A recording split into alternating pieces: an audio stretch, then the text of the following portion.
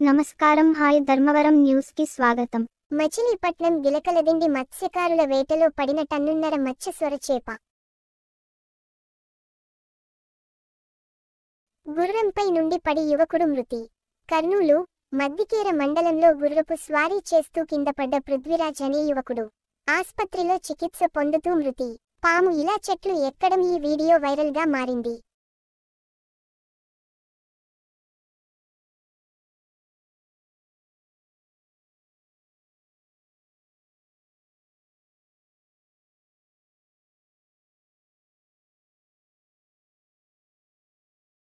రజాక్ రాజస్థాన్ నుండి బెంగుళూరు తరలిస్తున్న 4,500 కిలోల కుక్క మాంసాన్ని బెంగుళూరు రైల్వే స్టేషన్ మెజెస్టిక్ సమీపంలో పట్టివేత.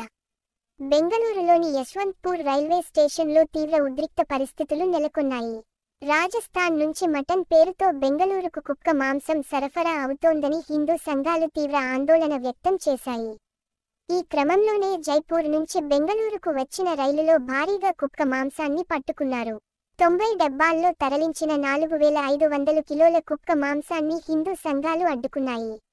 నిత్యం బెంగళూరు నగరానికి 14,000 కిలోల కుక్క మాంసం వస్తున్నట్లు సంబంధిత వర్గాలు ఆరోపించాయి. ఖమ్మం జిల్లా కల్లూరు మండలం పేరువంచ జిల్లా పరిషత్ పాఠశాలలో విద్యార్థులు జుట్టు పెంచుకుని వస్తున్నారని ఆగ్రహించిన ఓ ఉపాధ్యాయురాలు 20 మంది విద్యార్థులకు ఇష్టారీతిన క్షవరం చేశారు. దీంతో ఆగ్రహించిన పిల్లల తల్లిదండ్రులు పాఠశాలకు వచ్చి ఆందోళన నిర్వహించగా అధికారులు ఆమెను సస్పెండ్ చేశారు. విద్యార్థులు మంచి వేషధారణతో ఉండాలనే ఉద్దేశంతోనే కత్తిరించానని ఉపాధ్యాయురాలు శిరీష తెలిపారు.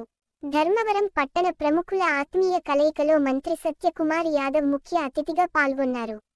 ధర్మవరం అభివృద్ధికి సహకారాలు అందిస్తానని, హామీల అమలుకు ప్రాధాన్యత ఇస్తానని చెప్పారు. చేనేత పరిశ్రమను పునరుద్ధరిస్తానని, గత ప్రభుత్వం నిర్లక్ష్యాన్ని విమర్శిస్తూ రాయితీలను తిరిగి కల్పిస్తానని హామీ ఇచ్చారు. సత్యసాయి జిల్లా పెనుగొండ మండలం నాగులూరుకు చెందిన అమృత ప్రసవం కోసం అనంతపురం ప్రభుత్వ ఆసుపత్రిలో చేరింది.